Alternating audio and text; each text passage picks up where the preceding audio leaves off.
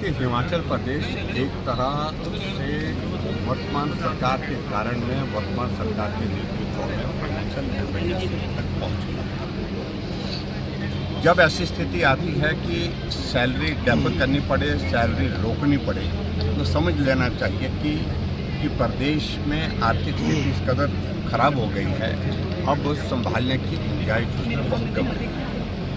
और सही माने तो मैं ये कहूँगा कि मुख्यमंत्री को नैतिकता के आधार पर त्यागपत्र दे देना चाहिए कि अब बस की नहीं रही है, क्योंकि सरकार 3.5 वर्ष से हिमाचल प्रदेश में कांग्रेस की जो चल रही है, कभी उन्हें गंभीरता से इस बात को सोचा नहीं कि आर्थिक संकट बढ़ता जा रहा है। हम समय रहते कुछ कदम उठाए और समय रहते कुछ कदम उठा करके प्रदेश की आर्थिक स्थिति को सुधारने की दिशा में कदम करते हैं।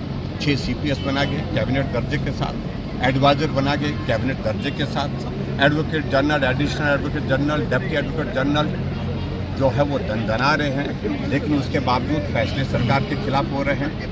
करोड़ों रुपए एक फीस का पैसा दे करके, फीस दे करके, एक कोर्ट की एक पेशी की फीस दे करके दिल्ली से हायर किए जा रहे हैं। तो ये advocate general, additional advocate general की फौज खड़ा करने की किस चीज़ की आवश्यकता थी?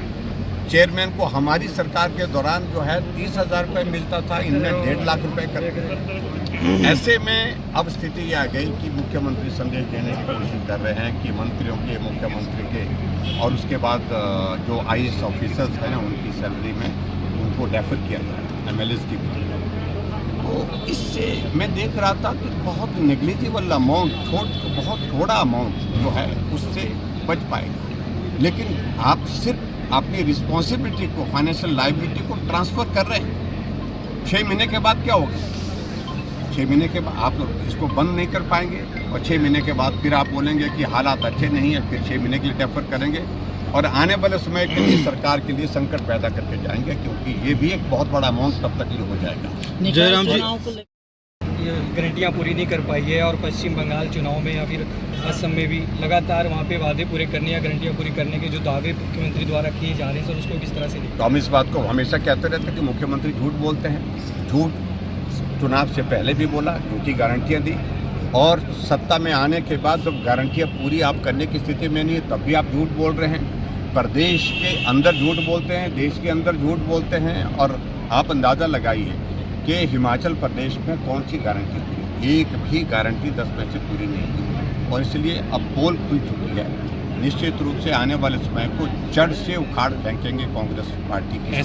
ऐसे हालात में राष्ट्रपति शासन की अनुशंसा? नहीं, देखिए, हम इन सारी चीज़ों के लिए नहीं बोल रहे हैं, लेकिन टोटल सिस्टम का कोलैप्स हो गया। जब आपके पास कर्मचारियों को समय पर सैलरी देने के लिए पैसा नहीं है, पेंशन देने के लिए पैसा नहीं है, मेडिकल रिम्बर्समेंट का पैसा नहीं, और विकास के लिए पैसा रह नहीं गया, ऐसी सूरत में हिमाचल प्रदेश में फाइनेंशियल इमरजेंसी सिचुएशन है, और जिसके कारण जो है वो प्रदेश का बहुत बड़ा नुकसान है। भी हम विधानसभा के अंदर भी कह चुके हैं, इस बार हमने चर्चा की थी, कानून व्यवस्था कहने लगे नहीं तो बहुत बेहतर है, बहुत बेहतर है।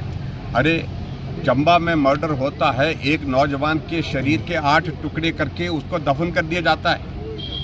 अभी घटना मंडी में हुई, सरका घाट में एक 19 साल की बच्ची जिसका सिर से गर्दन काट करके उसको मौके पर उसकी मृत्यु हो गई, और नशे में वो आदमी जो कातिल है वो इस बात को स्वीकार कर रहा कि मैंने किया।